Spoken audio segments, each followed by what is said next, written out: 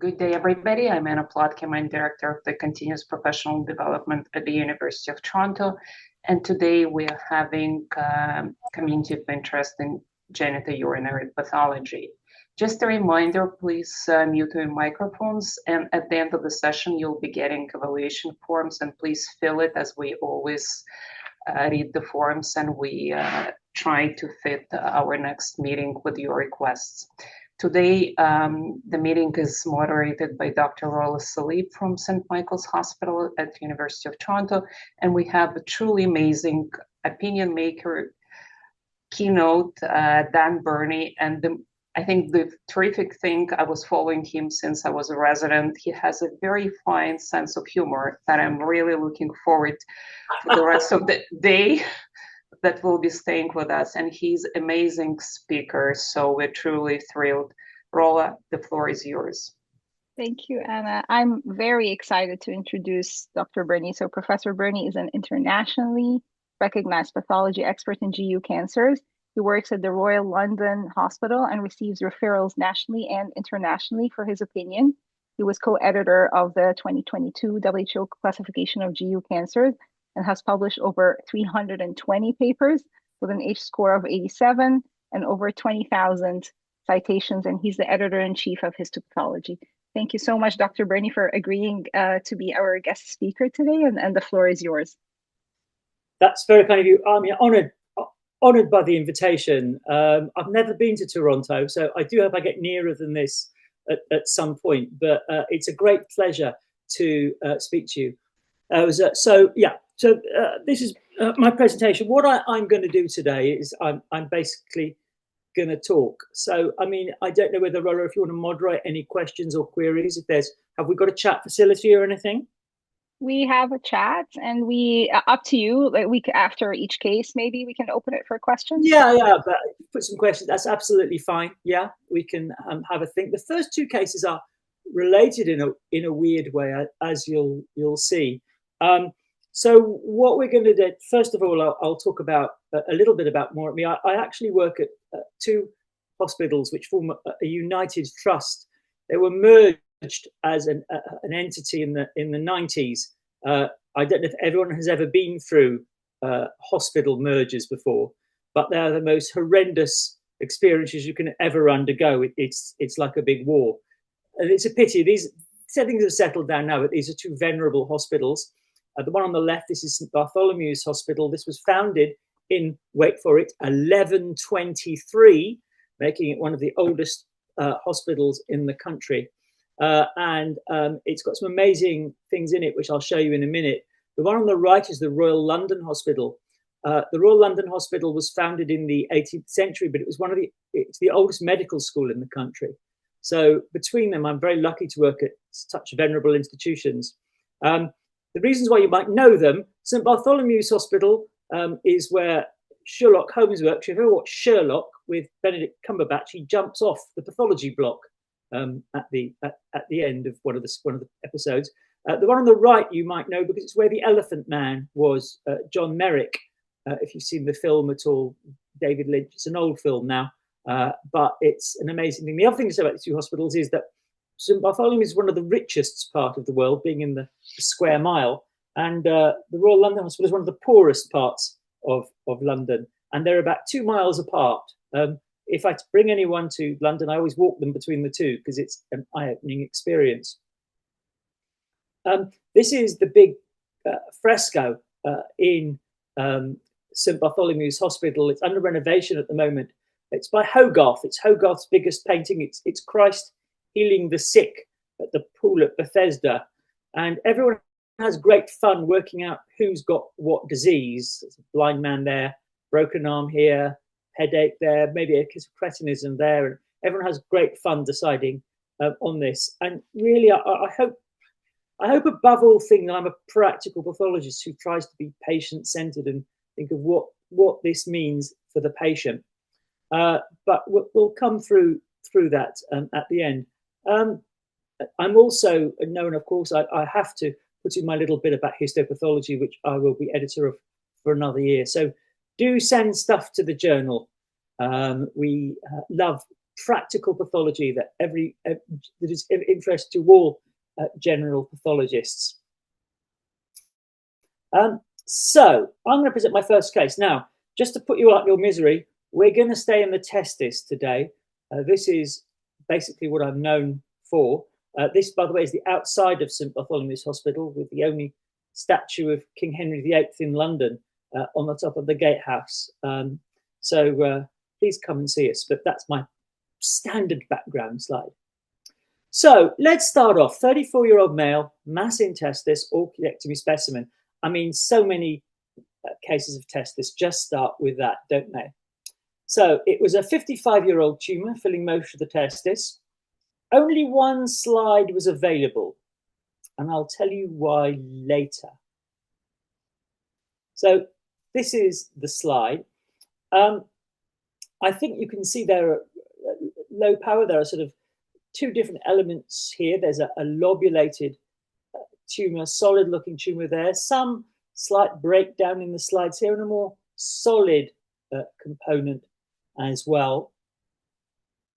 There is some necrosis present in this tumour. These are the solid nests of tumour, and you can see they're fairly monomorphic. There's not a great deal of mitotic activity in there, and there are some little microcystic areas at higher power. And there's another focus. The odd nucleolus, they're not that prominent. It's maybe a bigger cell here and there. It's at higher power again to show you more of the nucleoli detail. Are these seminoma cells or not? There's another slide of it there. And there are also fibrillary areas as well, with these sort of slightly papillary areas in these large cysts. So it appears to have a more of a structure to it. And I refer you back again to the solid areas here that I don't have on higher power here, but these solid areas here, maybe some lymphocytic associate infiltrate there. So what's the differential on this case? Well, the first thing when I get a germ cell tumour is I don't look at the germ cell tumour sometimes.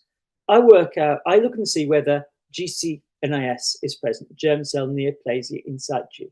This is something you should do routinely on all your testis cases. Unfortunately, I've only got one slide, and I didn't have any background on this case, as you'll see. So I couldn't assess GCNIS on this case. I also considered a non-germ cell tumour. Now, I'm not going to have time in this talk. I'm not talking about sex cord stromal tumours, though we could talk a lot about them. But I wondered whether it was a malignant Sertoli cell tumour.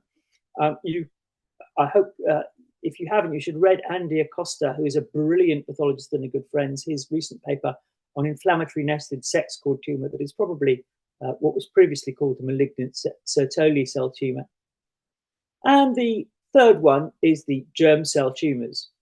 Could it be a tubular variant of seminoma, or could it be a yolk sac tumour with solid areas plus or minus seminoma? So the diagnosis in this case, to put you all out your misery, though we want to talk a good deal more about it, is a mixed germ cell tumour with yolk sac tumour and seminoma. And some of the yolk sac tumour elements, certainly to my eye, could easily be mistaken for seminoma. Now, the danger here is that you call something a seminoma when it is a non-seminoma. If this is the case, you stand the risk of misdiagnosis and mistreatment. Granted, you may have the AFP available, which would put you on the right track, but more than once I've seen seminoma and non-seminoma confused, and this can cause diagnostic confusion for you and can certainly make an idiot of you if you have a seminoma, if you call it seminoma when it's in fact yolk sac tumour. Now, that's the case, and I've now got a confession for you, because you'll notice the slides possibly weren't of the best quality, and that's because this patient was diagnosed in 1962, so that's 63 years ago. This is a case from my collection called the British Testicular Tumour Panel. The British Testicular Tumour Panel met between about 1955 and 1980, and it included some great British pathologists, only one of which I really knew, Connie Parkinson. She was at UCL, but many, Roger Pugh, Catherine Cameron, used to meet on a regular basis and decide on testicular tumours. And remember, this is way, way before immunochemistry. So the only thing they had to work on was an H&E slide. And now I've done a few little studies on this group, and the block, I was lucky to inherit the collection from Connie Parkinson. And I've actually published, and I continue to publish on this series, on my series of sex-called stromal tumours that I'm about to publish on with Andy Acosta. Some of the cases, the H&Es are taken from the British Testicular Tumour Panel. So what did they call it back in '62? Well, they called it malignant teratoma intermediate and seminoma. So I think even they identified the fact that it was a seminoma and non-seminoma, even though we don't now use the term MTI. So there was only one slide when I uploaded the case. So this is the British Testicular Tumour Panel to show you. This is the database. The database is absolutely fantastic. You've got macros and micros from all the cases here. And you've got this Cardex system. Now, this Cardex system predates computers. So what it does is you can search for cases with this Cardex system and their various pathological factors by using the knitting needle. And this is the code here. So for instance, you've got a dot there and a gap there. So if you put your knitting needle through that hole and the subsequent cases, you will pull out left-sided testicular tumours, or right-sided testicular tumours, or year at diagnosis, or lymphovascular invasion, or anything. This is an amazing system. It's carbon neutral. It doesn't upgrade to Windows 94. It's very, very easy to work. So this is why the system is still of use, even if things were very, very different back in 1962. So having found this case a while ago, I found the block. The block was in a bit of a state, but I re-embedded it and did some immunochemistry on it to see whether it would still work 60 years after the original diagnosis. And by George, it did. So this is an OCT4 stain. It is staining up nuclear positivity in one area and it's negative in the other areas. The areas which are OCT4, well, it could be either seminoma or embryonal carcinoma, but in this fact is in fact seminoma. And there's another example here, the seminomatous component and at higher power. And this is the AFP. The AFP shows a very classic pattern. AFP is a specific, but sorry, a sensitive but non, sorry, I got that the wrong way around. A specific but insensitive technique. A lot of yolk sac can be negative in germ cell tumours. Glypican's a more sensitive marker to yolk sac, but less specific. I finally got that the right way around. And this is the Glypican, which shows a far stronger positivity. But Glypican 3 can stain other things as well. I don't think there's anything wrong if you have a testis tumour in cheating. And by cheating, I mean, for goodness sake, look up the serum AFP. The clinicians should provide it for you anyway, but they don't, even when they do it.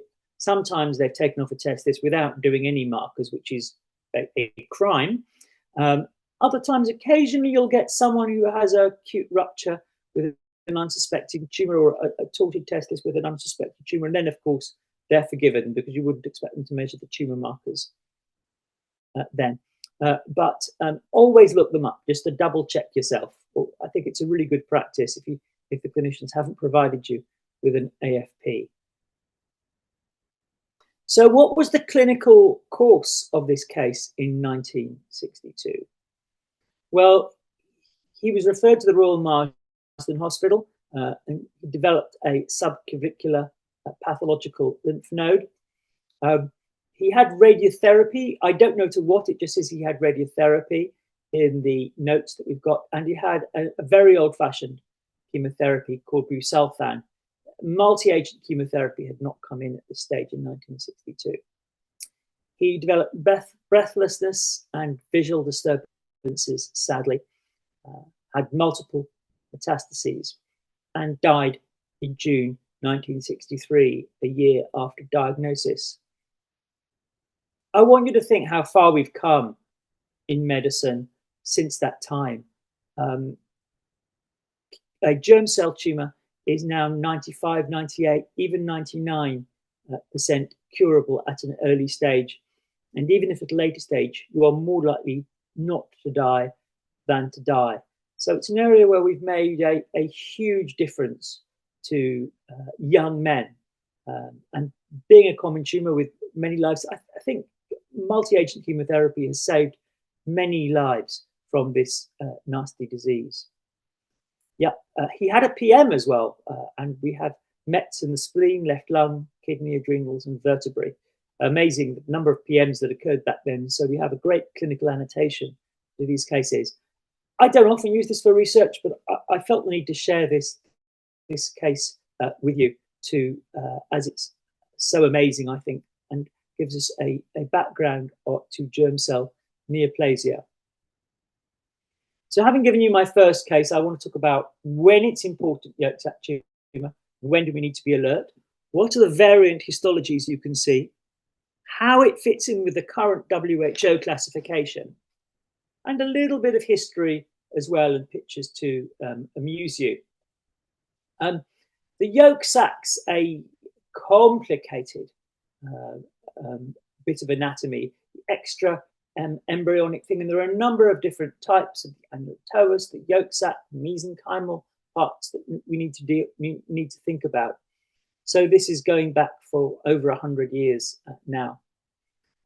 If you want to understand the different types of yolk sac tumor, there's a great review in, of course, Histopathology by Francisco Nogales. He's retired a few years ago, sadly. But as you can see from this thing, I won't go through it all now, but he gives a great account of the different parts and the different types of differentiation and how it relates to normal structures in yolk sac tumors. The names of yolk sac tumor can be very confusing if you go backwards and look at the books. And all these names have been given to yolk sac tumor.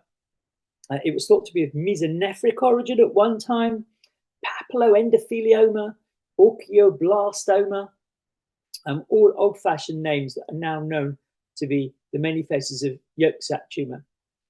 One name that is still in use is endodermal sinus tumor, probably not the best name. Gunnar Talem there had a big part in getting this as the name, and wrote a great book, Special Tumors of the Ovary and Testis. Again, if you want to research this further, the great Robin Young did a great thing about the Schiller-Duval body and eponyms and entities in the International Journal of Gynecological Pathology about 5 years ago. He's a great historian of the testis and other organs as well, but he's great with testis. And you can see his edition of Robert Scully's book with kindest regards from Talem there. So we're here to talk about variant histology. Now, here we are.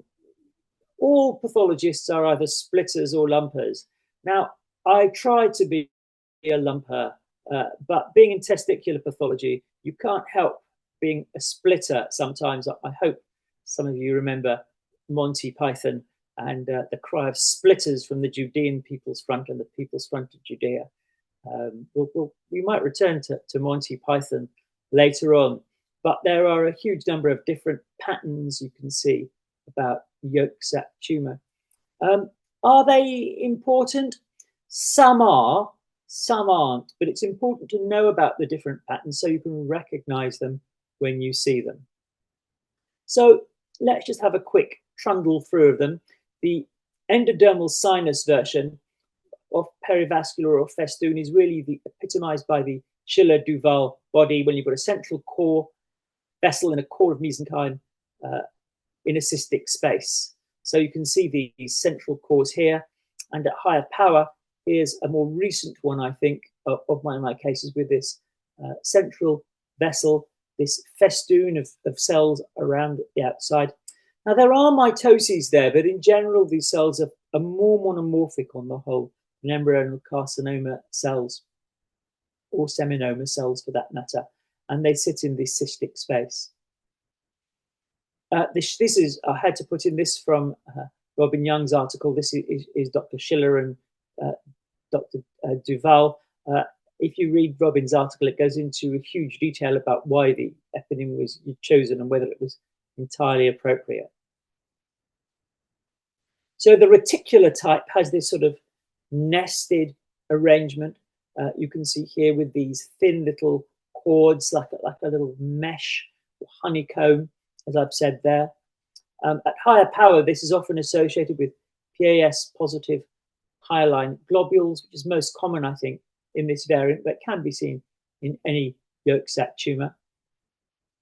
The macrocystic really does what it says on the tin. You get these larger cysts forming within this microcystic architecture.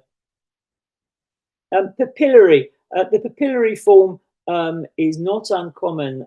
I think it's occasionally mistaken for papillary variant of embryonal carcinoma, which can be a problem. Though I'd say that once you've identified non-seminoma from seminoma, the dangers you have are minimal in terms of it's just risk factors rather than anything else. Now here we have the problem, which is solid variant yolk sac, and this is really why I put this case in, because solid yolk sac can be commonly misinterpreted as seminoma. If you do this and you don't have the AFP and the clinicians aren't on the ball, if you'll pardon the pun, you can get a diagnosis of seminoma rather than yolk sac tumor, and chemotherapy that's given for any metastatic disease or adjuvant chemo will therefore be inappropriate. I could talk quite a bit about the different regimes. In the UK, we certainly use quite a lot of carboplatin for the adjuvant and metastatic situation. This causes complete meltdown in other institutions, mentioning no names. Some oncologists are dead against it, but it's used widely here, partly because one of my mentors, my professor, Tim Oliver, started using carboplatin and came with a study that showed it had equivalency to other regimes in the adjuvant situation and also in the metastatic situation for seminoma. However, for a non-seminoma, you need bleomycin etoposide BEP type regimen rather than a carboplatin type regimen. Now, different strokes for different folks. I know that RPLND might be more of a thing at your institution, even in primary disease, it's high risk, or in a secondary situation. In the UK, we very rarely do prophylactic RPLNDs. It's mostly for in the metastatic situation. The good news is that whatever regime you choose to use, as long as it's appropriate, you tend to do well at the end of it. To highlight the right people to go to, I mean, the doyen of, doyen's the wrong word, male master of yolk sac tumor, of chest tissue tumors generally, is Tom Albright, who's an absolutely great man, shortly to retire completely, I believe. Sunny Cow wrote this article, I think, when she was at Stanford, and this looked at the different types of solid yolk sac tumor and how it can certainly look like seminoma in many cases. Now to go on to the rarer types of yolk sac tumor. This looks just like an adenocarcinoma, doesn't it? But there is good evidence that these glandular type of yolk sac, and it's got a glandular look to it, or even an endometrioid look in places with this subnuclear vacuolation. If you ever see yolk sac like this, especially in metastasis, it does poorly. doesn't respond well to chemotherapy, Ki67 close to 90%. Once you get this sort of thing in a high FP, it is very bad news indeed. Tends to be in late recurrences. Pleomorphic variant I have not seen very often, but when you get pleomorphism in this wild type yolk sac, it also behaves very aggressively and poorly. The myxomatous type is when things get a bit sort of difficult, because they sort of, you get these mesenchymal, almost dare I say sarcomatoid look in these areas, thought to be derived from a primitive mesenchyme, extraembryonic mesenchyme as part of yolk sac tumor. We'll talk more about this in a minute.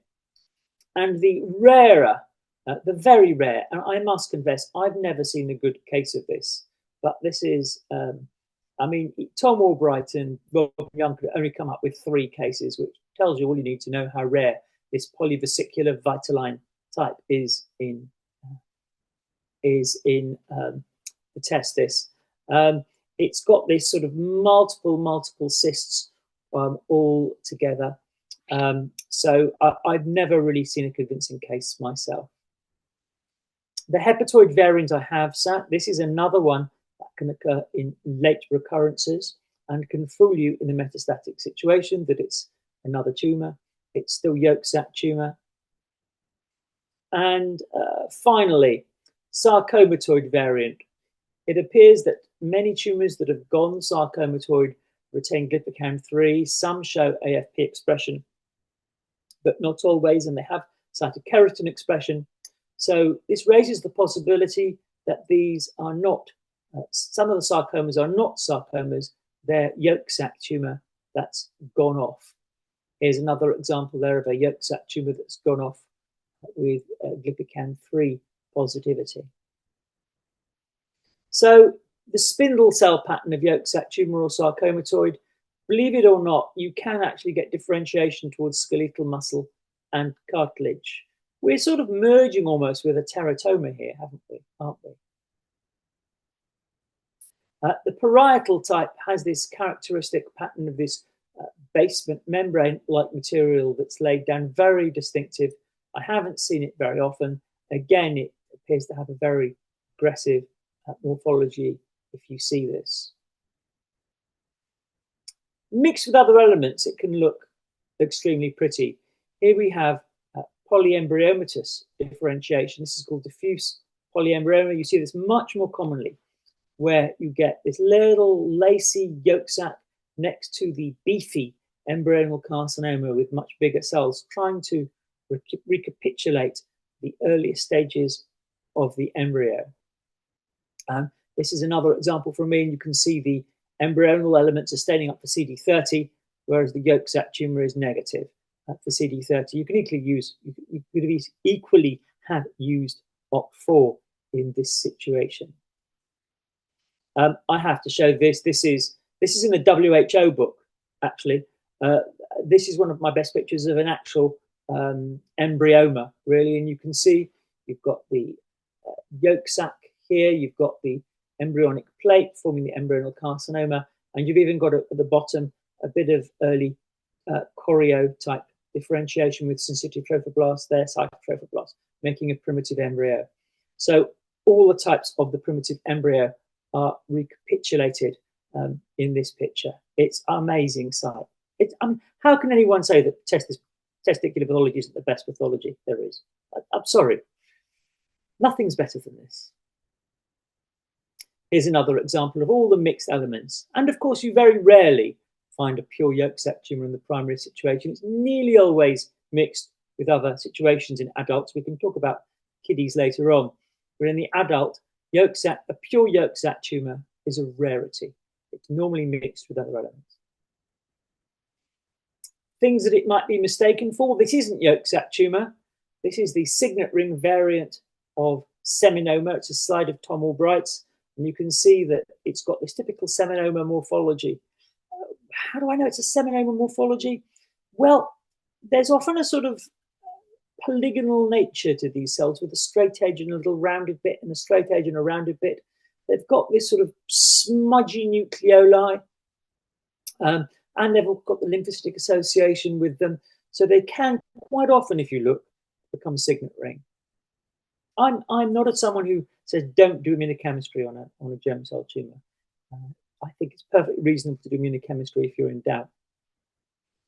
Here's the tubular variant of seminoma as well, where these sort of tubules probably occur through apoptotic dropout, but this could easily be mistaken for yolk sac tumor. This was obviously in the differential of the case that we had. Well, the case that we had did have some seminoma, but the tubules were in fact cystic tubules were part of the yolk sac tumor.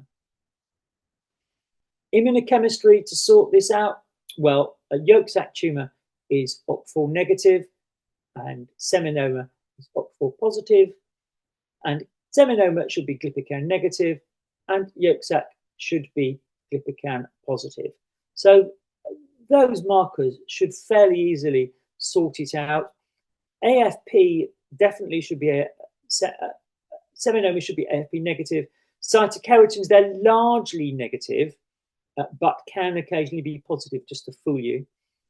Yolk sac tumors are positive for both AFP and cytokeratins, but as I said, AFP can be an insensitive marker if you're unlucky and not stain it up very well. So that's why I prefer Glypican free as well as AFP in a difficult case. So yolk sac tumors in late recurrences, as I mentioned, are particular type. In a risk factor study, which if I have time, I might show you at the end, the presence of yolk sac tumor in the primary was actually protective for relapse, which is not what is commonly thought. Excuse me while I take a mug of tea. My voice is fading already. But glandular pattern, parietal pattern, solid hepatoid are more likely in late recurrences. And when they occur, it tends to be bad news. And I think I have a low threshold for hinting to the clinicians that adjuvant chemotherapy is required. They're relatively chemo-resistant. And the nasty bits may persist after the destruction of the more chemosensitive germ cell tumor types as well, like choreo is very sensitive and embryonal is fairly sensitive as well in most cases. So the current WHO classification has this sort of pattern. This is the 2016, but it's not very dissimilar. So in 2016, we split germ cell tumors into GCNS derived and non-GCNS derived. Now, the GCNS derived includes yolk sac tumor, but this is the first hint we had that sarcomas might arise in this. We'll speak about this on the next case as well. Sarcomas and somatic transformations may not just be through the teratoma route you see here. They may also possibly through the yolk sac route. We'll discuss that more in a minute. The yolk sac tumor of prepubertal type is nearly always pure, can occasionally be mixed with teratoma, but that's extremely unusual. I've only got one case in referral. And they tend to do very, very well. Very, very unlikely to get a death from a prepubertal type yolk sac. But a yolk sac tumor, obviously in the adult that is pure or much more usually mixed, can obviously be nasty. This is an example of a prepubertal pure yolk sac tumor. Not my best slide, I must confess. You know it's prepubertal because nothing's kicked off in the seminiferous tubules left. They look pretty quiescent, and you've got this very pure, rather reticular looking yolk sac tumor here. So finally, just to mention the marker conundrum. Occasionally you dig, and however hard you dig in the tumor, it's seminoma, but the AFP is high. And they need to exclude another cause for the AFP being high. But you really need to hunt for solid yolk sac areas when it's the case. If you don't find any, and occasionally I haven't, I just hold my hands up and say, look, the AFP is 300. I can't see any here, but it's obviously a non-seminoma. Pathology has not got the answer to all the problems. You need to be practical about this. Clearly, there's a small clone that we've missed on the slides. There's no point shredding the entire specimen. Treat this case as a non-seminoma rather than a seminoma. And that, I think, is my first case. Before we go on to the next one, oops, I'm going to close this presentation for a minute and ask whether there are any questions on the first case, and allow me to gain my breath again, if that's okay. I have a question around the yolk sac. Yeah. Well, people, if anyone wants to put a question, please put it in the chat. So we had, in the span of 4 months, maybe at Unity Health, 2 cases. They were both not mine, but I've seen them with my colleagues. Both pure yolk sac, examined the tumor extensively and didn't find any other components in adults, like both patients were like in their 40s. Yeah. I think the first case didn't have background tests to test for germ cell neoplasia in situ. And the second case, I'm not sure because it was, again, it was a colleague's and I didn't have the full picture. But what do we do with something like that? If you don't have the background kidney, do you call it prepubertal? Do you call it, like, what do you do? First of all, I don't think it matters in particular. I have actually thought, wouldn't it be nice to see whether isochromosome 12p is not supposed to be present in prepubertal yolk sac tumours, but they are supposed to be present in postpubertal with GCIS. One could have a try. I've never done it, but I don't think it matters. I think you really have to treat them. Even if it didn't have isochromosome 12p, because 5–10% of germ cell tumours don't, I would be very loath to do nothing in a high grade. I mean, you probably watch them anyway. Most germ cell tumours in adults, unless they're very high risk, get watched anyway these days. So I don't think it makes a particular matter. I have diagnosed pure yolk sac tumours in adults, but, you know, no more than, I don't know, 5–10 times in my career, not very commonly, but they do happen. One could make the case that they could be prepubertal. It would be a nice study to do, to look at isochrome 12p in pure yolk sac tumours without GCNAS, when we wondered whether they were isochromes and wondered whether they were really prepubertal type in adults, like you get for testis. But I don't think it's important. It would be a nice little study to do, though. Yeah, we don't have isochromosome 12p handy. I'm not sure who does it around us, but yeah, I've got a very nice molecular biologist called Marianne Grantham who does it for me, and we'll do it on occasional cases, selected cases. So it's a nice thing to do. But as you say, I don't think it's. I think one has to deal with practical problems, and I don't think it's a practical problem. It'll be interesting. I'm sure someone will do it one day. I'll mention Professor Acosta might do it. Thank you. Thanks. I'm not seeing any other questions in the chat. I have another, so it's good to have all my questions out. It's a good opportunity. I would say to the residents online, don't worry. No question is too stupid. I never mock or anything like that. So feel, if you have a question that's on these are complicated cases. If you have a question on a more basic level, please reach out. Anyway, yeah. So my other question is, I had it's again a case I had the case of pure seminoma. There was an area that looked a bit higher grade, and this is the section I chose to stain. Didn't stain embryonal. It was funny, like the c-kit was a bit weaker, but didn't really stain for CD30. And then the patient developed a MET that was embryonal. And I relooked at the case, restained it. I don't know what to do with it. Like, I suppose I could have missed like a section that maybe it wasn't a section that wasn't submitted or tested, or transformation from seminoma in the primary to METs of something else in the secondary happens. It's not that unusual a phenomenon. So that wouldn't worry me tremendously. You said there was a higher grade area. I think early transformation to non-seminoma is a difficult call sometimes. I mean, you do the CD30, but, you know, macrophages around that stain for CD30, the odd little cell here and there. I like it to be a good going area of CD30 positivity. before I'll call transformation to non-seminoma. The patients are followed up anyway. Even after metastasis, they have a very good chance of cure. If it's a non-seminoma in the metastasis, they'll get treated appropriately anyway. Again, I don't think it's a clinical problem. You know, we cannot look at every cell under the microscope. We are just sampling to a certain extent, and there will be a grey area where this sometimes happens. I wouldn't let that worry me too much. I would add, anaplastic seminoma or anything like that. That's, you know, it's in the literature a bit and things like that, but there's no evidence that something with an anaplastic seminoma does any worse than a seminoma. It's very difficult to prove anyway. Okay, thank you. Thank you. That's super helpful. Thank you very much.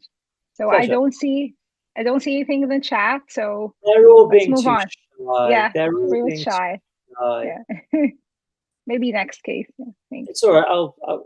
When I come over one day, I'll beard them in person. So there we go. Let's move back. Can you all see a black swan?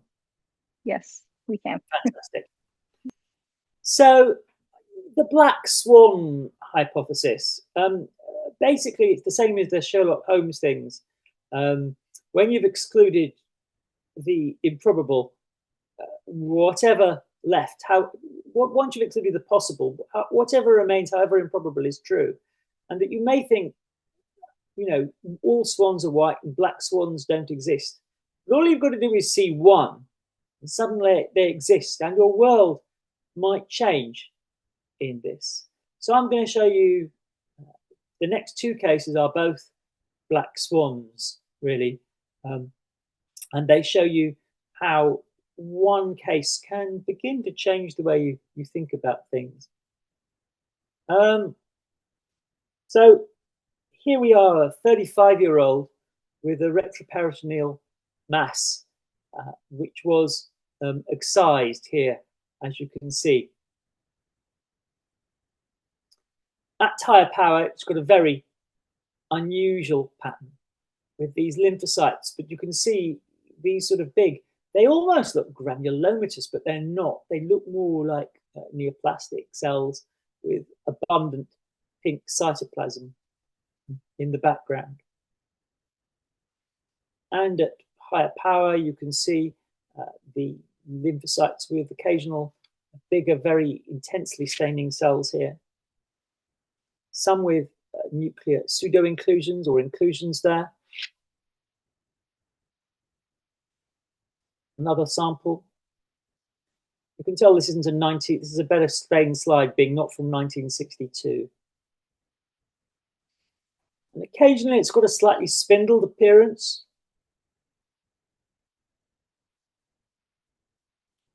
So this is an unusual tumor indeed. This is the CD31, to cut to the chase, which shows strong positivity. There you go. And the CD23 also shows positivity in this lymph node. I'd add that germ cell markers, CD30, OCT4, etc., are entirely negative in this case. There's another CD30 for you. So this is a follicular dendritic cell sarcoma, a tumor with differentiation towards follicular dendritic cells.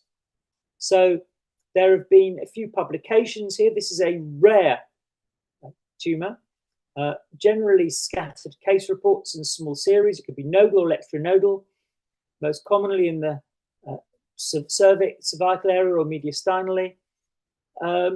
Mean age is 44. There's a question of whether it evolves from Castleman disease. You get these sort of well-circumscribed tan areas, ovoid spindled uniform cells. Nuclear pseudo-inclusions are a feature, as you can see here.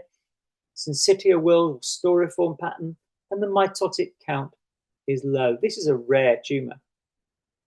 There are a number of differential diagnoses for this case, none of which you can see are germ cell tumors. Langhans steatosis, a sarcoma carcinoma, inflammatory pseudotumor, etc., etc. But the immunochemistry is pretty specific with the CD31, CD23 positivity, which is what stains up follicular dendritic cells. There's a non-specific staining for S100 or CD68.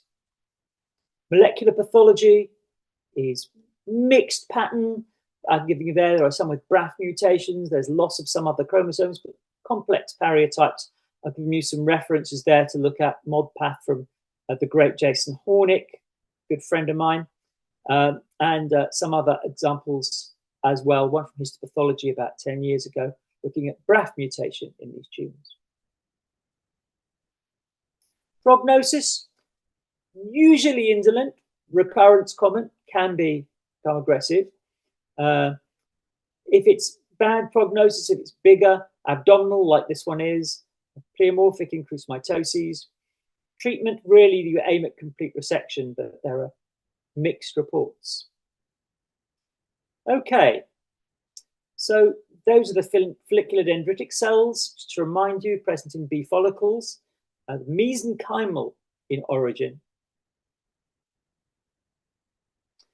And again, I know I fooled you on the first case. Well, I'm fooling you on the second case as well, because you're asking yourself, what does Dad Berney know about follicular dendritic cell sarcomas?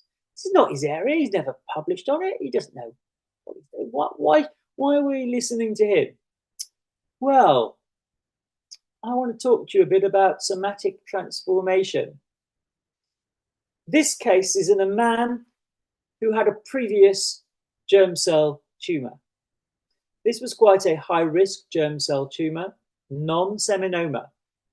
Now, we did isochromosome 12p on this tumour, and this man had a classic isochromosome abnormality in the follicular dendritic sarcoma cells. I'd remind you, this is not a reported abnormality in usual follicular dendritic cell sarcomas, which led us to a rather startling conclusion that this follicular dendritic cell sarcoma had arisen as a transformation from the germ cell tumour, or that is what I propose to you. Now, I'd add, if you look for this case in the literature, you won't find it. I haven't written it up yet, though I have presented it before. This man currently actually has bone metastasis of the follicular dendritic cell sarcoma. He's going on about 5 or 6 years. And really, I'm sort of following him up. So we've got a few years follow-up to find out what happens with him.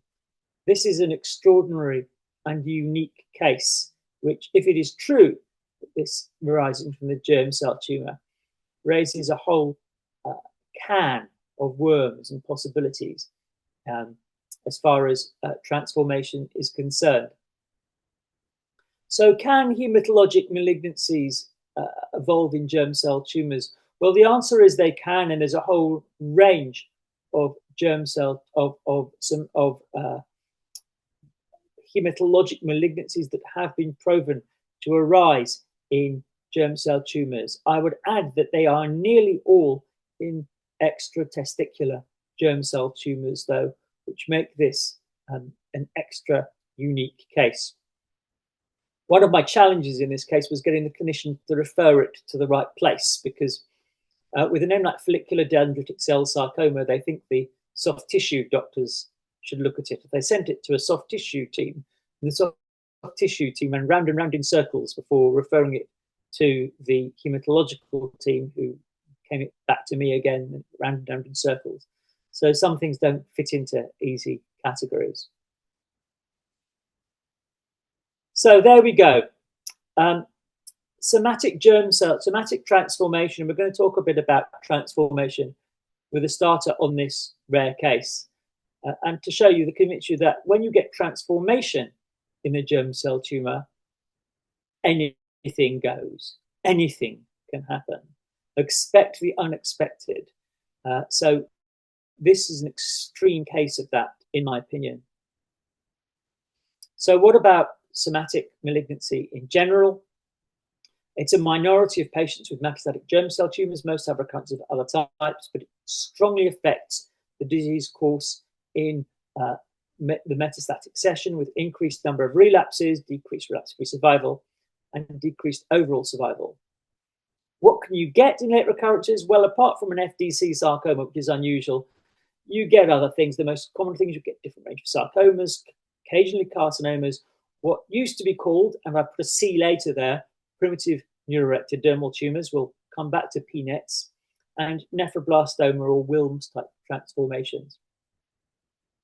This is one of the first cases I saw. This is a 30-year-old slide where the primary had a fairly typical embryonal carcinoma, and the metastasis came back as this small round blue cell tumour with neuroectodermal type differentiation. This, at the time, I called it a primitive neuroectodermal type transformation of a germ cell tumour, and the man died fairly quickly, I believe, of his disease, very sadly. So let's look at PNET in germ cell tumours. I wish to make a very important point here that somatic transformation is much less important if it's in the testis. It doesn't appear to affect the prognosis of the tumour at all, as we'll see in a minute with things. In the metastatic setting, if it takes over, it's got a very, very pure prognosis. Helen Michael in Indiana did a good study, and nearly all were died of disease. It doesn't appear to respond well to germ cell type chemotherapy, and treatment can be surgical as well as oncological. Now we have a name problem here. Let me take the hide. That doesn't help. Oh, there we go. That's better. About the name here. So primitive neuroectodermal tumours stayed as a type in the germ cell setting for ages. Unfortunately, it was the only place they did, because in the brain in 2016, they'd replaced central nervous system PNETs with the rather laborious term embryonal tumour with multi-layered rosettes, C19MC altered, or NOS, which is, take a mouthful. And Ewing sarcoma is really a separate tumour. PNET was removed as a synonym for this over 10 years ago. So Ewing sarcomas can very, very rarely occur in the testis. But if that occurs, you really need to look for the specific ESWR1-FLY1 fusion. This entity, the so-called PNET in the testis, is a separate entity. And we thought, both me, Tom Albright, and the Michelle Hirsch and others, Michelle's an amazing pathologist and a good friend, that this should change. And so the name changed from embryonic type neuroectodermal tumour from the PNET of the testis. So embryonic type neuroectodermal tumour to me makes more sense. It's the name that's hopefully used in the testis. I won't be too, I'll be careful what I say. I know we have eminent gynae pathologists online. I have a big beef with a term immature teratoma in the ovary, because I don't believe it's a specific term enough. But I've got into a lot of trouble for suggesting it with eminent gynae pathologists. So I'll shut up. I have written my thoughts previously in a review article. But we'll save that one for another day. But fortunately, both in the AFIC journal and in the WHO at the same time, we came to the agreement that embryonic time ENET should replace PNET as the best term in the testis for when it's used. So here it is. ENET can have a variety of findings, fairly primitive small round blue cells with rosettes, homoryte rosettes. It's got a very specific findings, often mixed in, you find these elements in teratomas when they're present in the testis, in post-pubertal type teratomas, I should say. And if then really it has very little prognostic significance unless you see it in the metastatic setting. In the primary, I'm very relaxed about seeing this stuff. It should be just treated as a standard germ cell tumour with its type and risk factors. Am I doing time-wise? Gosh, I'm rabbiting away. Here's the number of sarcomas you get in the testis. You can see rhabdo, pleomorphic undifferentiated, osteosarcoma. And this is an example of nephroblastoma. This is a guy who's still, oh, why has that gone back? Who's still alive but doing poorly. He's always had some nephroblastic elements, which the Michaels article, Indiana, thought nephroblastoma did better than some of the somatic type variants. And he has grumbled on for about 10 years, this guy. You can see this is his brain met, and he's still got some teratoma present as well as nephroblastic elements, but he is beginning to become unresponsive to chemotherapy. So I think that a degree of transformation has occurred in this man. So what are the criteria for somatic transformation? As I've said, most are diagnosed in metastases. They're occasionally diagnosed in the primary testis. These are different situations and called the same thing. They should be differentiated greatly. I differentiate them by calling them primary and secondary, but that's my go. Now, this used to be based on field diameters and filling low power fields under the microscope. In the new WHO 22, there was a move to move away from power fields, which can be variable, to millimeters squared. And I was presented as editor with an unfortunate situation in terms of I had to give a size for cutoff. The size we chose was 5 millimeters in the metastatic setting. I think that's on the small side myself, but the evidence there is lacking. We also have a very more complex arrangement in ovarian germ cell tumors with grading of so-called immature teratomas, about which it is best not to get me started. I believe that clonal evolution and the clonal overgrowth is far more important than a size cutoff. Also, things like invasion of other structures and overgrowth is important to diagnose so-called somatic transformation. We do have some evidence base there. In 2022, in my inbox, so to tell a little anecdote, I was preparing a paper on somatic transformation and how primaries did well and secondaries did poorly. And I was sort of within weeks to months of submitting when this paper came into histopathology. So I did what any sensible author and editor would do. I cried a lot, but then I sent it on and it got published, and my own paper is still on my desktop. These things happen. You do get scooped, and this is actually a better paper, to be honest with you. João Lobo is a young guy who was until recently still a resident. He's published widely, so do look out for João Lobo. He's a great guy. He works in Porto in Portugal, and obviously he went to work with Peter and Holger in Zurich for a time to do this study, which clearly shows that primary somatic transformation does well, a secondary malignant transformation does poorly. Now, here we begin to link in with my first study, in this term, teratoma with somatic malignancy. Until very recently, it was thought that somatic malignancy came exclusively from teratoma. As I told you in my first case, there is increasing an opinion that some of these tumors come from sarcomatoid yolk sac tumors. There's a study on the association between post-chemotherapy sarcomatous tumors and sarcomatoid yolk sac tumors by Brooke Howard, looking at immunochemistry, and again a study by Martin Majors and Tom Albright looking at somatic malignancies, showing the glandular tumors are a frequent yolk sac origin. At the same time, Felix Bremer, who is a pathologist in Göttingen, published this last year. And his basic thesis was that the sarcomas tend to arise from the teratomas, but the glandular tumors tend to arise from yolk sac tumors. I don't think it's as simple as that. It's slightly more complex than that.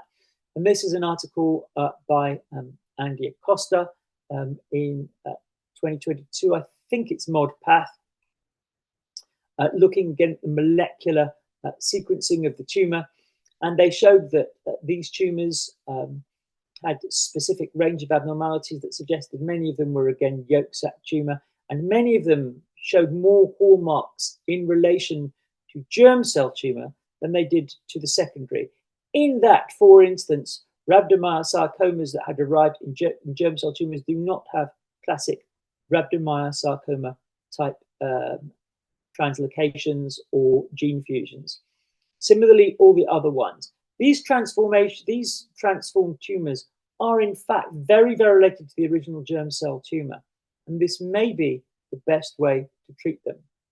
So to quote Andy, germ cell tumors with somatic transformations are characterized by widespread aneuploidy, a distinct epigenetic signature in the presence of mutations that are otherwise rare in testicular tumors without somatic transformation.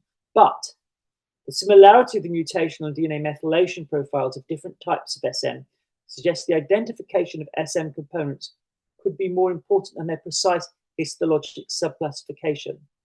This means basically that when you get a sarcomatoid tumor, there's no absolute urgency to put it in exact category.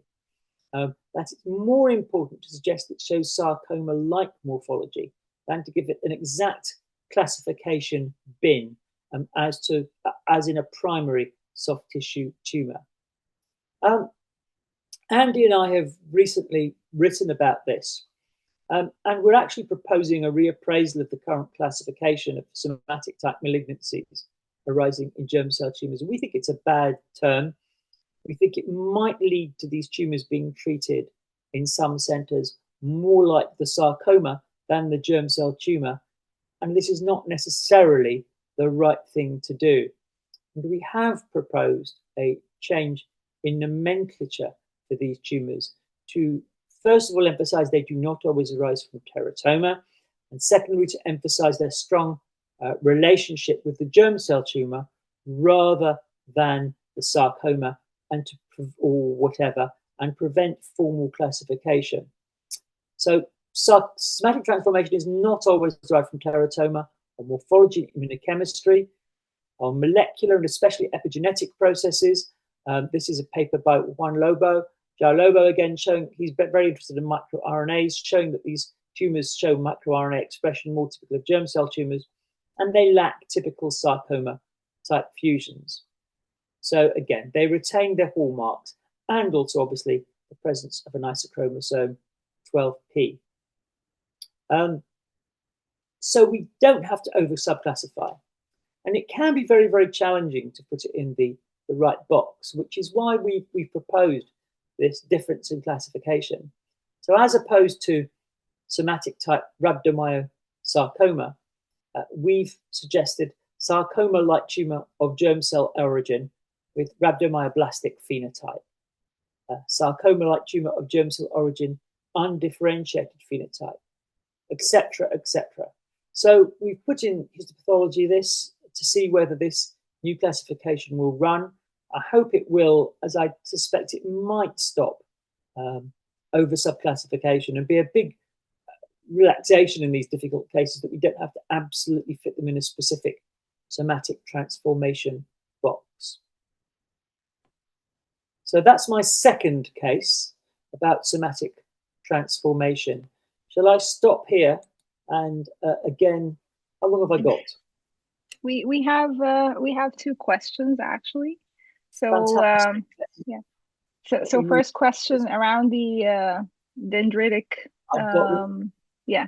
Can you read the follicular dendritic sarcoma? And I'm not sure if you can see them. I think you can. You're saying if it's EBV connected, or could be EBV connected. That's a nice thought. I don't know. I don't know whether anyone's done any EBV tumors in follicular dendritic cell sarcomas at all. Not that I know. The trouble with the EBV is that it seems to be involved in virtually everything these days. So one could say it's a bystander as well, but it's an interesting thought. The second question. Yeah. So, is it any possibility that isochromosome 12p occurs in other tumours? Simply no one thought to detect. Well, you can look. There can be gains in 12p in many tumours, but this is often due to gains in other tumours as well. I think fish is fairly good in isochromosome 12p. To my knowledge, there's very little data on this as well. They've done the genetics of these FDC sarcomas, and none of them have mentioned any gain in chromosome P, even at a basic level. So I think it's unlikely. We did look at this. We did think that could this be a bystander. It's often difficult. One problem with germ cell tumours is people are surviving a lot longer. You can actually get germ cell relapses 20, 30 years even after the primary lesion. Alternatively, if people are having follow-up and having CT scans in the past or radiotherapy or chemotherapy, could they be getting sarcomas, which are new events due to the treatment rather than a recurrence? So often when I get a funny sarcoma in the lung 20 years after a germ cell tumor, I will look for isochromosome 12p. And if they're positive, I tend to say, well, it could well be. If they're negative, I say it's unlikely to be involved. But you can never prove it. It's very difficult to prove in its entirety. I think it's important to treat them in the appropriate way, though. And I think that can help sometimes. If it's still a germ cell tumor, sometimes it might be responsive to germ cell type chemotherapy. But this is all rare cases. We're angels on a head of a pin here, frankly. But to my knowledge, I'm just looking at your case here. Extrarenal, it's generally quite rare to be isochromosome 12p. Certainly on basic NGS, you'd expect gaining chromosome 12, which you don't always get in many tumours. But though you can get it across the board sometimes if there's a lot of polyploidy in the tumour. What do it's not any common. thoughts by you, Rola? I'm speculating here off the top of my head.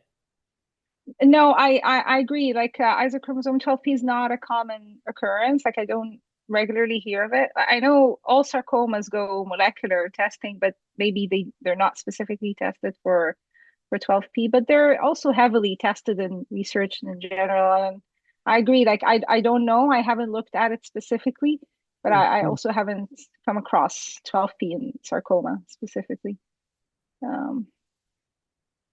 But yeah, they're fascinating though. Like I don't like, so if we get a case like that, I'm happy I never got a case like that. But what do I do? Like, do I refer it to the sarcoma team, which probably I would do because I would be scared not to.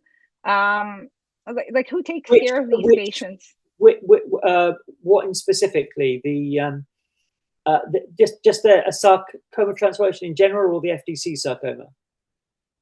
No, well, a sarcoma transformation in general. Yeah, I mean, it's very difficult. I think my experience, dare I say, though not for repeating, I'm being recorded, is that oncologists love treating rare cases and fight to treat it. I've had a recent case of a rhabdomyosarcoma, which is primary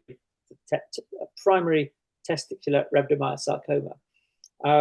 And I couldn't, no GCIS, no, it looks on the macro like it's invading in. If anyone wants to look at my Twitter feed or Blue Sky feed, you'll see it. So please all follow me, especially on Blue Sky, which I'm enjoying much more than X at the moment, as there's less toxicity. But I've got this rhabdomyosarcoma in a young chap recently, and funnily enough, my germ cell oncologist, because we have a big germ cell meeting every week at Barts London. We serve a population of 7.2 million, and we have a big central referral centre. And one of the oncologists said, "Oh, could it possibly be a transformed tumour? Could it possibly be germ cell origin? Because then we can treat it. Whereas if we don't, then it goes to the sarcoma oncologists." And I said, "I'm really sorry. This is a tumour invading into the testis. It's definitely not somatic transformation. It's pure rhabdomyosarcoma. It needs to be treated by the soft tissue unit." So we gave up. But there's a willingness to treat interesting cases. I think it can cause a bit of a demarcation dispute. Maybe you don't get that in Canada. I don't know. I'm not sure actually who. I don't know. I don't know whose territory is it to treat these germ cell tumors with massive. As I said, I had the FDC sarcoma, case, and he metastasized to the bone. And one of the oncologists said, I'll send it to the soft tissue sarcoma unit. And I said, no, don't do that. They won't know what to do with it. I know it says sarcoma on the tin, but that's not what it is. But they didn't understand. So they sent it anyway. Chaos. So, you know, rare cases, what can you do? Yeah, agree. Yeah, thanks. Yeah. No more questions. So yeah, go ahead. Yeah. I've got a quarter more of an hour. I'm not going to do my risk factor paper. I thought I would not manage that. But I've had a recent, I know the famous Ward articles on risk factors in germ cell tumor that have survived 30 years. I've been reappraising them recently. I haven't got time to talk about it now, but do have a look at my recent risk factor papers, which are really, I think, transforming the risk of relapse in stage 1 seminoma and non-seminoma. One's in JCO, was published this time last year. The other's in European Journal of Oncology. But anyway, I won't have time to talk about that because I've talked too long, which is entirely my fault. Let me, you're still seeing my screen, aren't you? Yes. Yeah. Okay. So having talked about type 2 germ cell tumors, really, in the John Cleese way, and now for something completely different. Well, not that different. A 34-year-old man with a testicular mass, indeed. So this man came to me in 10 years ago now, and it had been reported elsewhere as a seminoma of about 5-6 centimeters big.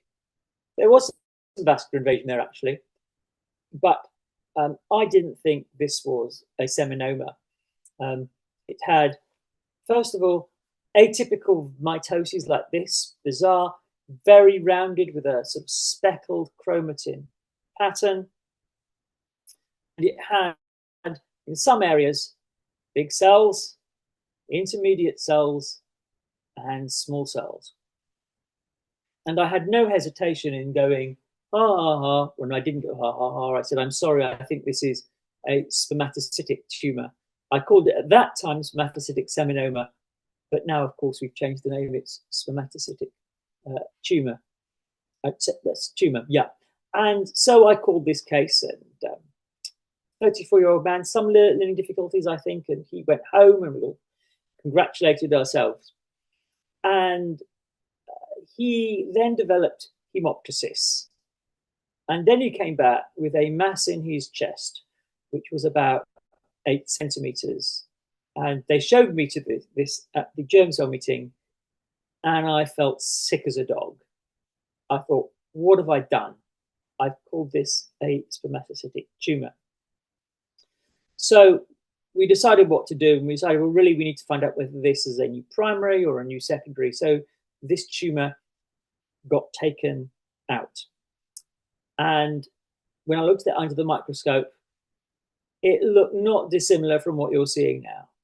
It was a spermatocytic tumor, metastatic to the lung with a normal morphology.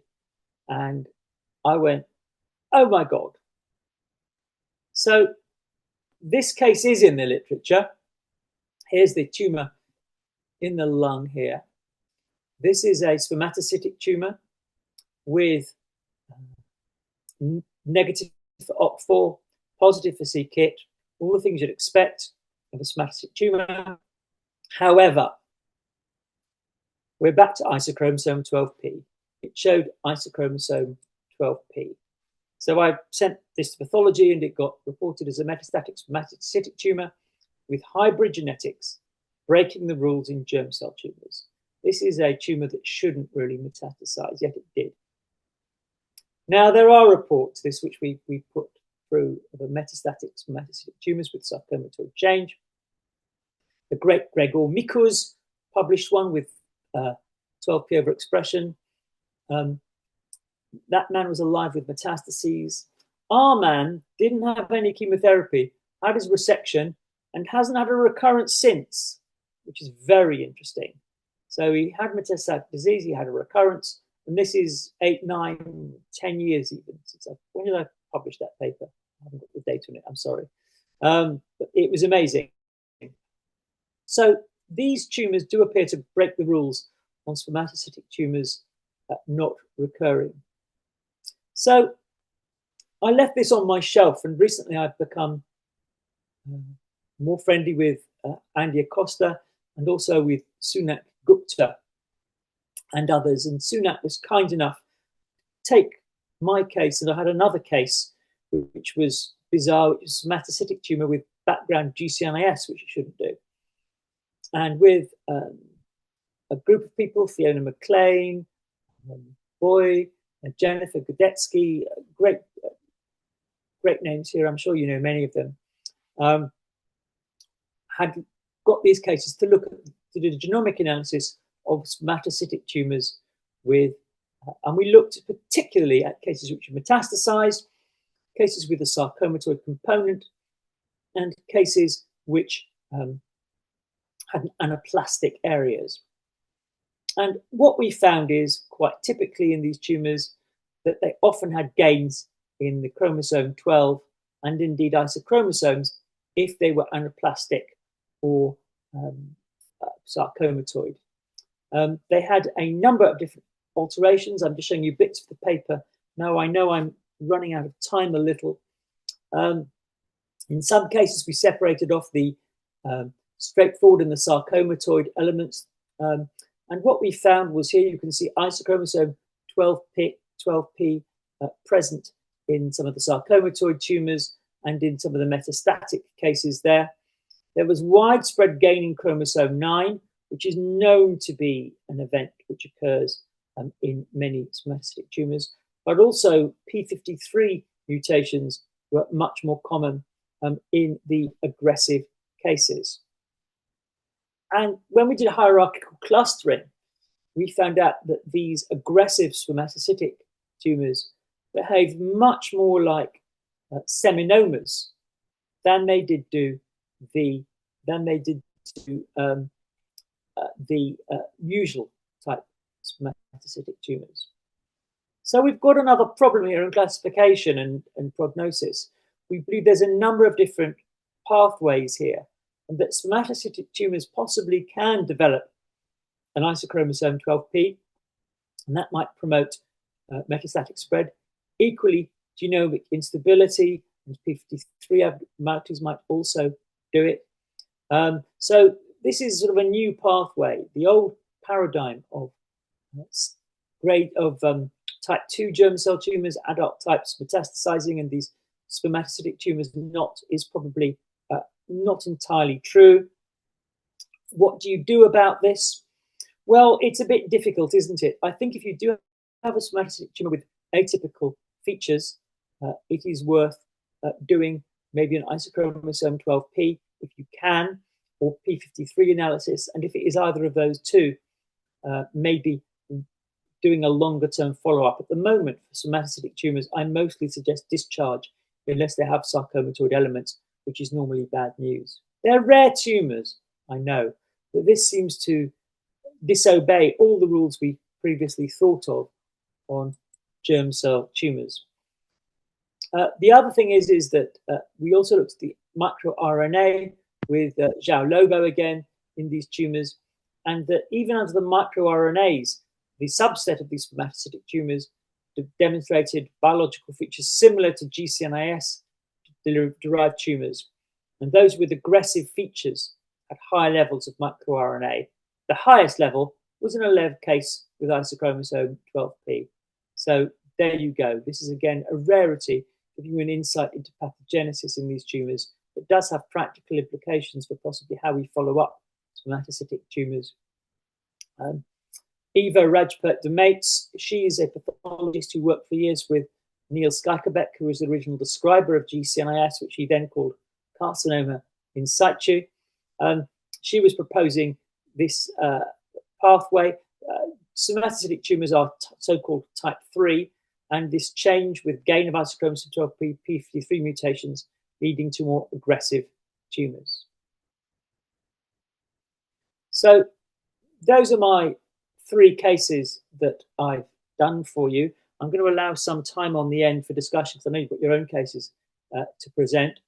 the yolk sac tumor, in 2 incredibly rare cases, a follicular dendritic cell sarcoma, light tumor of germ cell origin, and a metastasizing spermatocytic tumors, all of which I think are clinically important, do shed a light on pathogenesis. So to finish off, just if you want to follow me, I am on Twitter as Daniel_Berney. I am in the process, however, of fleeing, dare I say it, Mr. Musk, and I'm at Dan Berney on Blue Sky. And also, of course, I'd urge you to follow at histo_journal, which is on X. And I have plans to migrate to Blue Sky as well. So at that point, I'm going to shut up and see whether you want to discuss things more general, because I know you've got some cases to discuss as well, and I'll stop sharing. Thank you very much. I need to do a Blue Sky account. It's lovely on there. It's not toxic. It's very friendly. It's a much nicer environment. I don't have all this toxicity you see you can't get away from due to the algorithm on X. I can't actually see the GU or path feeds anymore on X. It's all political now. So I know it's a you know what you see is the path Twitter community is lovely. There are some lovely people in there who publish amazing things. I have learned, for all of the residents here, I've learned as much on Twitter, you know, with great cases as anywhere else, including recently actually, which gave me on a bladder case. So do log in. I think my next tea is arriving, which is very well timed. Thank you. Thank you. So fascinating cases. I'll just use the opportunity of you being here and present our 3 interesting cases, which we would love your input on. So sure. I would, so next would be Dr. Wendu Kidanwald, who is my colleague at Unity Health Toronto.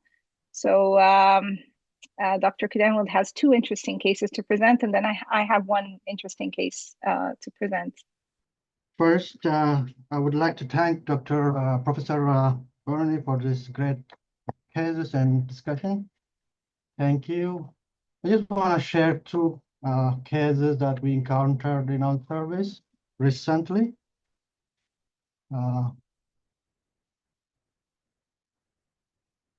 first one is the renal lesion, like patient, 16 years old female patient who presented to hospital with renal colic, and she was admitted to the hospital with the diagnostic impression of pyelonephritis and UTI. So investigation was done, and CT was the one, and which showed a 3.8 by 3.3 by 3.3 centimeter left renal upper cortex mass with central necrosis versus cyst, and the radiologist commented that renal carcinoma should be excluded. So biopsy was requested and it was done. So we received the sample. So we got this 2, like multiple fragments of tumor cells, but 2 population on higher power. See, one is a eosinophilic component, the other one is a papillary, tubulopapillary with a sclerotic stroma. So the higher power, the oncocytic part with, as you can see, it is with smaller, round, uniform nuclei with visible centrally integrated nucleoli, no perinuclear halo or resinoid appearance. And the counterpart is a papillary lesion, which is lined by ovoid cells with a lower grade, and we do stance on both. So then shows that the oncocytic part is negative, totally negative for CK7, except like couple of cells here and there, and the papillary counterpart is diffusely positive. So while CD117 is positive, diffusely positive on the oncocytic part, and the papillary part is negative. So the biopsy was signed out renal cell neoplasm with two morphological patterns, oncocytic-like and papillary renal cell neoplasm with comment. This neoplasm could represent either two different lesions or a collision tumor. So the patient went successful laparoscopic left renal left radical nephrectomy. So as you can see, there is a lesion which is tan brown on the cortex. It's about 3.8 by 3.7 by 3.3 centimeter. On histology, similar pattern, but the tumor balls are within the same tumor mass. The interface looks very abrupt and with absence of any normal renal parenchymal tissue. So the papillary is still with a lower nuclear grade and the oncocytic lesion as the counterpart. So the immunoassay that we did is this just shows similar pattern to the biopsy, except we added some additional tests, additional immunos like vimentin, which is positive in the papillary part. And this is the papillary part where you see the CK7 is positive and CD11 is negative with a papillary pattern. And additional immunos like CD10 is negative on balls, while CA9 and Rasmus is patchy to weak positive.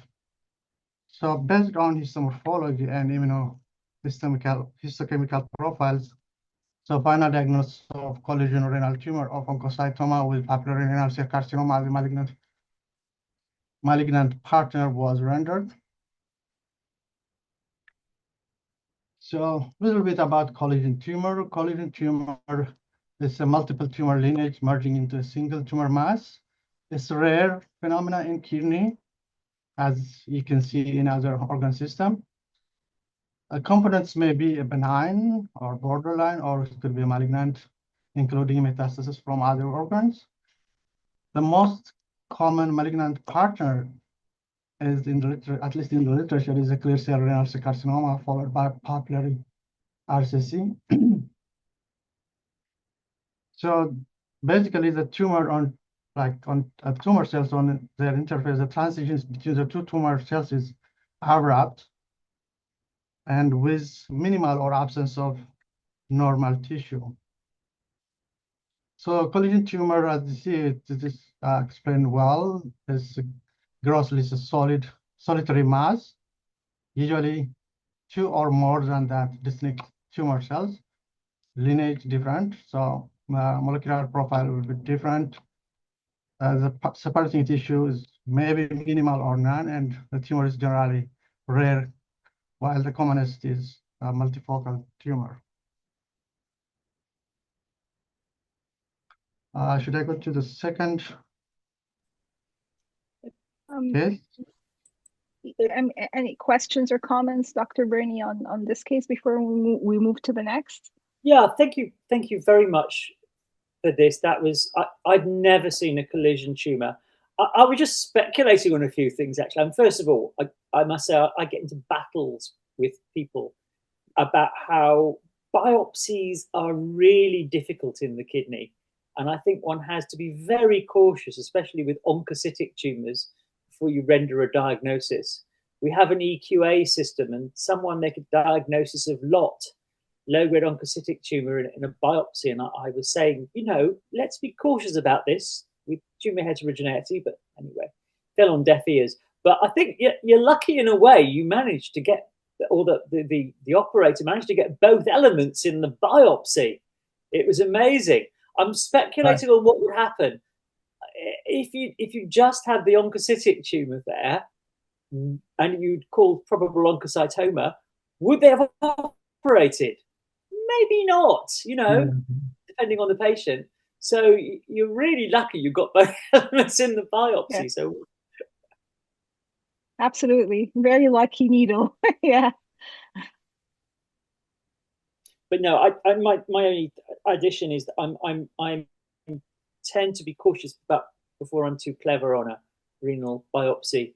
Having said that, if you look on X Twitter, last year I did have a biopsy which I diagnosed as an SDH deficient RCC, which is lovely images. But anyway, that's a lovely case. I've never seen a collision tumor like that in the kidney. Yeah, the difficulty is that our cases actually is because of the size is smaller, it's 3.8 centimeter. Pathological staging was not difficult. I wonder if it is like a big tumor and staging it would have been a little bit challenging. Yeah. Well, I think at that size, hopefully the patient will do okay. They just need follow up. Okay, my next case is also a recent case. A patient who was 77 years old, presented to hospital with hematuria. So cystoscopy was done, and there was a nodular polypoid lesion, 1 centimeter on the posterior bladder wall. The urine cytology was negative for high-grade urothelial carcinoma. So the patient underwent a transurethral resection of bladder tumor. So the histology is a little bit interesting that the urothelial lining is relatively normal looking, while the lamina propria is infiltrated by solid sheet tumor. As you can see on the higher magnification, the tumor cells are with eccentric nuclei, very discursive. So we thought it could be one of those high-grade urothelial carcinoma. So we did the panel stain. So pancreatin was staining only the urothelial, normal urothelial epithelium, while the tumor cell is totally negative for both pancreatin and GATA3. So we added other stains to exclude any of this. Then the next thing that we did is like S100 pre-med SOC stain are diffusely positive, and this confirmed this is a malignant melanoma of urinary bladder. So with the comment primary versus metastasis. So patient is now undergoing investigation for that to see whether there is any primary site in other places. But as the literature says, this is a very also malignant melanoma is very rare in bladder. Yeah, that's all I have. Thank you. Any question? Scary again. As I don't know. I mean, I'm not sure how the exam system works in Canada. My apologies. We have the Fellowship of the Royal College of Pathologists exam here, where you go through a set and have to pass. But I must say, the number of times we put in a metastatic melanoma to an unusual location is above that. You see on average. You can never forget melanoma, and it's commonly. I for my sins, I have to run the CUP meeting for my sins, which is a horrendously difficult meeting to run, even though we don't get many cases these days. But I mean, melanoma, I've learned to be quick on the SOX 10 in these cases. So well done. Some centres that would have gone around the houses a few times before you got the right diagnosis. It was a very scary case. I remember. I remember the fellow thought it might be a plasmacyte. We all thought it might be a plasmacytoid urothelium, right? And I can, pancreatin, keratin saved the day. Okay. Hopefully everyone sees my screen. Okay. So this was a kidney. This is a kidney case. So this was an 80 years old male. Had on imaging was found to have a 3.3 centimeter cystic lesion in the kidney. It was classified as a Bosniak 3, which is kind of borderline, like not quite benign, but like perhaps maybe malignant or unknown. The patient's old and the clinician preferred to watch and wait, given the imaging was ambiguous, but the patient was very anxious and was determined to have a surgery for removal and ended up having a partial nephrectomy. And on resection, it was a 3 centimeter solid and cystic, somewhat poorly defined lesion. Now, I found this a very interesting case. So I just want to show on low power that it's somewhat circumscribed, or it's delineated, like this is the lesion there, and then you have your background kidney. And I think that sort of delineation or somewhat circumscription is kind of important in this case for the differential. It's cystic with areas of stroma, hypocellular, maybe fibrotic stroma, cysts and tubules. So here you have your fibrotic hypocellular stroma with cysts, small tubules, more areas with tubules. So a mixture of stroma, cysts, and tubules. Some of the cysts are lined by eosinophilic cells that show hobnailing, but the tubules mostly show cuboidal single lining. These are, and some of a lot of these smaller tubules show eosinophilic material, kind of similar to thyroid follicles, thyroidization. Some of the cysts are lined, while most of the cysts were lined with these eosinophilic cells that show hobnailing, some cysts had more of a transitional type or at least a stratified epithelium. So it's not a uniform lining for all the cysts and tubules, which again, I think is an important clue in this case. Some cysts, occasional cysts lined by clear cells. While most of the tumor was hypocellular, some areas were a bit more hypercellular in the stroma. This area specifically kind of like maybe reminds me of a fibroepithelial lesion of the breast, where the epithelium where the stroma is even pushing into some of the cysts or glands. Slightly more cellular stroma than the other fibrotic areas. So stroma, mostly fibrotic, hypocellular, some areas a bit more cellular, and just more of the same. I want to show the kind of like the delineation. So this is kind of sort of the interface between the background kidney and the lesion. And while it's not capsulated, there is a subtle line. And in fact, the background kidney here, you can see glomeruli and tubules and sort of orderly, while this part here is lesional, and these are abnormal sort of hyalinized tubules that show like eosinophilic material, thyroid-like follicles, and no glomeruli. So there is a subtle line, and you don't see normal renal parenchyma in the lesion, which again, I think is an important clue for the differential of this case. So again, this is the normal kidney part, and this is the abnormal part that is lesional, and just more of the same, where here the normal kidney shows glomeruli and tubules, while the lesional part, while shows tubules, they're not really normal tubules, and you don't have the glomeruli component. So the differential of this case, well, the first question was really, is this neoplastic or not? Is this something reactive, non-neoplastic, reactive, whatever developmental lesion of the kidney? So neoplastic versus non-neoplastic. So the top differential, in my opinion, for this case is this entity, which is not a very defined, it's documented, or there's some literature around it, but not a very documented entity, which is a localized cystic disease of the kidney. What this is that as described, this is supposed to be either an area of one kidney that shows cystic development or cystic morphology, or a whole kidney that shows cystic morphology, just localized cystic disease of the kidney. But and there was a recent article from Virchow's archive that described 14 cases of this entity. I was actually lucky to review this this article.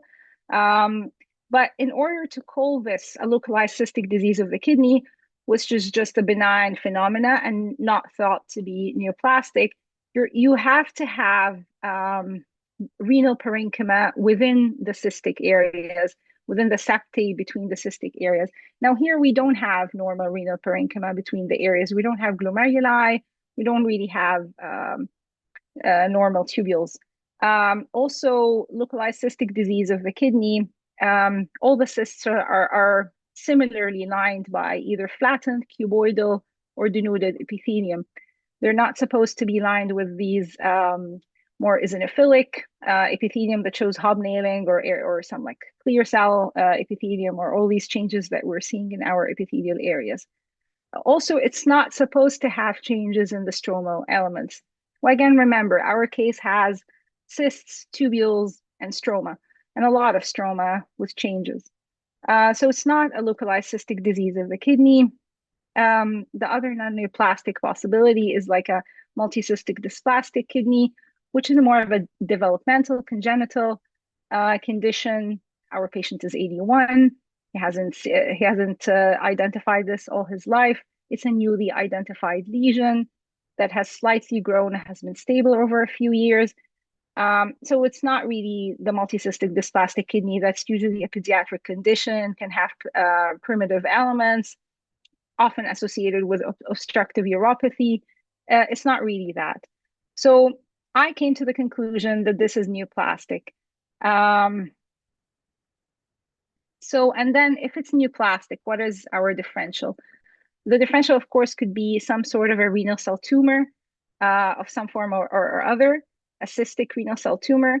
Of these, there is the multicystic neoplasm of low malignant potential, or the clear cell papillary renal cell tumor. This is CA9. The morphology doesn't really fit either, a multicystic neoplasm or a clear cell papillary renal cell tumor, because most of the cysts were not really lined by clear cells, not really the right morphology. The stromal elements doesn't really fit. However, CA9 was negative, and it's neither of these cystic renal cell entities. Another possibility, because of the lining with eosinophilic cells and hobnailing, is the tubulocystic renal cell carcinoma. This is, again, was one of the closed differentials. However, this case has too much stroma. Tubulocystic renal cell carcinoma is supposed to be an epithelial lesion with back-to-back cysts and tubules. And also remember that we have some of the cysts that don't show the typical eosinophilic lining. So I also concluded that's not a tubulocystic renal cell carcinoma. Then we come to the next possible neoplastic entity, which is a mixed epithelial stromal tumor, or an adult cystic nephroma. So this is ER in this case. So these are more hypocellular, stromal hypocellular areas. This is an area with tubules and a bit of the stroma, and it's ER positive. Another area with hypocellular sort of fibrotic stroma, some ER positivity. But where you have more cellular stroma, ER is very prominent surrounding these tubules, more prominent. And luckily, we had some areas that were more cellular, and ER shined in these areas. Funny enough, I found this interesting. This is one of the cysts that had like urothelial transitional lining. You have condensation of the stroma around the cyst, sort of similar to a fibroepithelial lesion of the breast. This is PR. PR was less positive in this case, but there were occasional patchy areas that were positive enough. The cysts themselves were Pax8 positive, were FH retained, because one of the differentials, I suppose, with something that looks like a tubulocystic renal cell carcinoma could be FH deficient RCC, even though it looks very bland and indolent and not really on the differential. But if it's FH retained, it's Pax8 positive, it's RAS-MACE positive. And my diagnosis was this was a mixed epithelial stromal tumor or an adult cystic nephroma. Now, in the current WHO, adult cystic nephroma is part of the MEST spectrum. Adult, if it's a more cystic lesion, fibrotic stroma, then that would be an adult cystic nephroma end of that spectrum. If you have more cellular stroma, that would make it more of a MEST end of the spectrum. It's a benign lesion. Epithelium, it has stromal and epithelial components. It's classic, as is in this case, is to have the epithelium range from flat, cuboidal, hobnail, urothelial, and clear cell.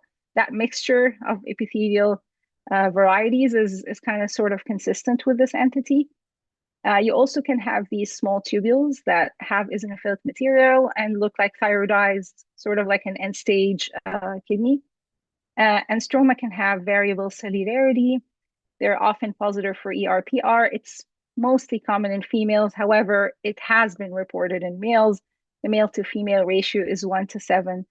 Inhibin can be helpful. It wasn't helpful in this case. Inhibin can be positive if you have stroma that shows luteinized cells, which we didn't have. It was not really helpful in our case. And while they're benign, they can show malignant transformation in the stromal component, sort of a sarcomatoid transformation. Thank you. And I'll stop sharing.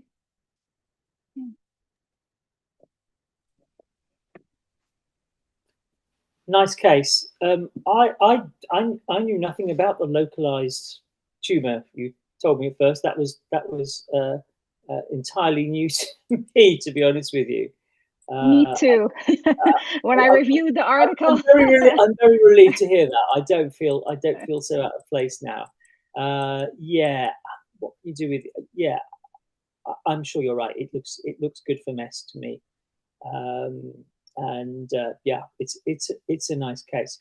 I think for these cases, I think you need to. I mean, although there's rare sarcomatous transformation, the important thing is, I think, to give the patient a sense of reassurance that this is a benign neoplasm, and to emphasize this. I mean, I don't know what you do. I worry about those rare tumors where the clinicians are not fully on top of the situation.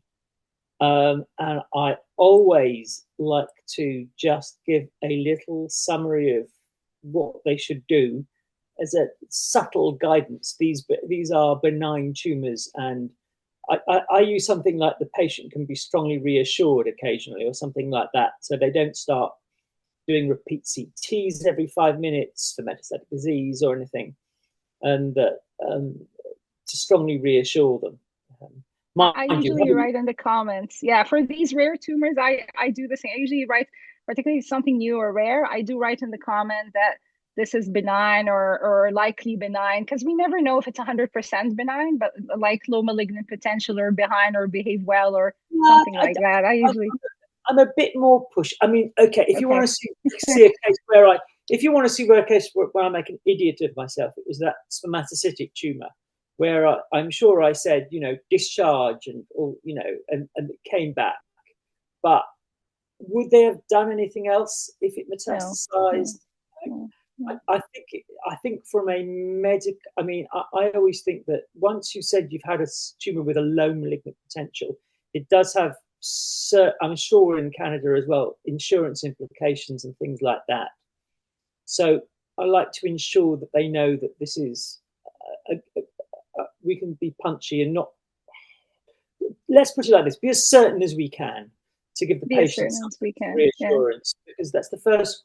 Patients sadly only understand benign or malignant. They don't know about this spectrum of behavior things, and if you can give them a sense of reassurance, I think that's important. Yes, I always add this comment. I'm suppose I'm a bit more cautious, but I always add a comment of what it implies. Also, they're not very familiar with the term master mixed epithelial stromal tumor. They're more familiar with adult cystic nephroma. So I do write adult cystic nephroma, and then between brackets, it's part of a mass spectrum, whatever. But so they have an idea. Yeah, it's good, because when you don't want to be, I mean, if you go on my worry is, I mean, clinicians get rather cagey when you talk about follow-up for these rare cases. But I'm always worried if they go on a CT surveillance program that we might be actively doing harm. If they're doing MRI, I suppose they won't be, but it's always a concern to me that we do as little harm as possible to these people. Though you do get, as you've seen from my cases, the odd what's the right word? I don't know. The odd bit of grit in the oyster. Yes. And for the localized cystic disease of the kidney, I wasn't aware of the entity at all. And then after I signed out this case, I was asked to review this brief commentary. So it's like, okay, could it have been this? Could it have been?